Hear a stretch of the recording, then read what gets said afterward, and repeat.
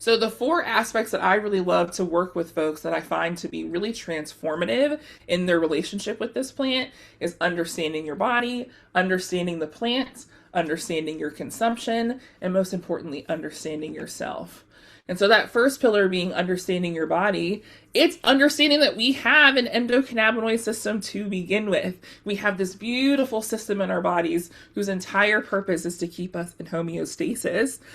A lot of folks don't even know that we have it. I didn't know for the majority of my life. I didn't know that this system existed. And then to know not only how integral and important it is, to know how often depleted it is because of things like stress and nutrition and movement and chronic illness and all so many things that can affect our ECS.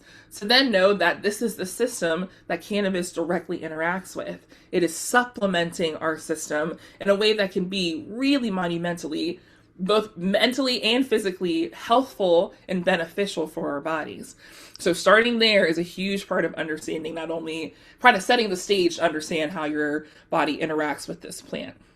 And so, of course, we know that, or maybe you don't know, but the ECS, we know that it helps us eat, sleep, relax, protect, and forget. And so these are some of the common issues that I'm seeing, specifically from women that I work with, around needing support with stress management, menstrual support, sleep support, burnout, overwhelm, focus, a lot of ADHD and autism support that come from this plant, and also chronic conditions. So understanding how this part of the body works makes it a lot easier to work with the plant with more intention and in an informed way. Also understanding the plant. What are cannabinoids? What are terpenes? What's the difference between Granddaddy Purple and Blue Dream, right? Like, you may know that it feels a little bit different, but like I said before, how does it feel? How is it doing that? Paying attention to, I think, also the idea of indica and sativa, and I don't have time to go into that today, unfortunately, but also just like understanding how to choose products outside of these generalized terms that we've used for a long time, because we have so much more information. Again, potency is something I would love to talk about another time, but I think understanding how potency plays a role is also really important to understanding this plant as well. And then that third pillar, understanding your consumption. So knowing different methods, the dosage and timing that you need to be able to respond to what you are looking for support with. How often do you need to be consuming it? Having a really clear understanding of how you actually work with the physical plant itself, how you consume it.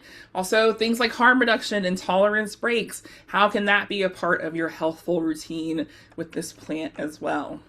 And then most importantly, understanding yourself. Why are you consuming to begin with? This is a question that I start with folks who have been, especially if you've been using this plant for quite some time and are trying to be more intentional with it or kind of figure out if things are working for you. We always start with, why are you consuming to begin with? What is it helping you with?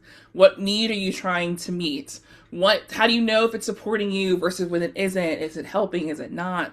What other tools can be a part of your support system as well?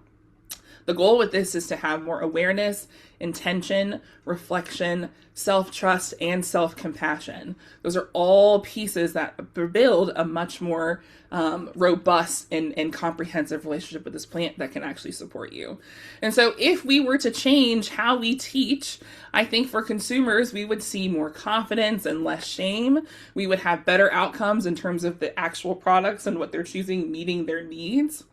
They'd be able to make more informed choices and be able to have more sustainable and responsible and healthy relationships with the plant. And on the industry side, we'd be building more trust with consumers. We would have better retention for trusted brands and have an understanding of what that means. We would have healthier and more informed cannabis culture in general. And then also empowered consumers. All of that helps to reduce some of the stigma that is targeted against this community for just wanting to be high 24/7 all the time, like not caring about, like not being productive, being lazy, all of these like stereotypes that we hear. Being able to have folks who are fully educated and really clear in understanding how this plant supports them just helps decrease the stigma overall.